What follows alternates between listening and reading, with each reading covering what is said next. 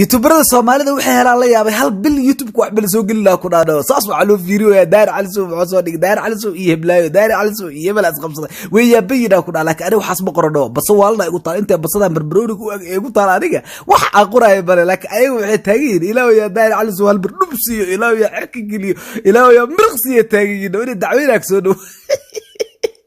iyo waasay laadiyo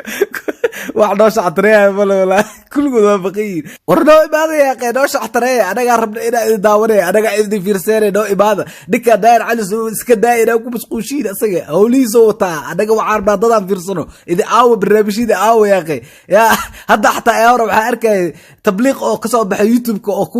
TikTok oo baarata xumaad sameeyay wacdiya arkay laakiin tabliiq oo tiweel waliga baarka wallahi tabliiq oo qabiis wata arkay oo sunno u jaran tahay marka walaalayaal waxa idin leeyahay caadi iska dhiga soo laabta ina idin fiirsanaa rabnaa waliba mowduucyo kala duwan la imaada waa idin daawaynahay caadi iska dhiga dhaw xarfaanta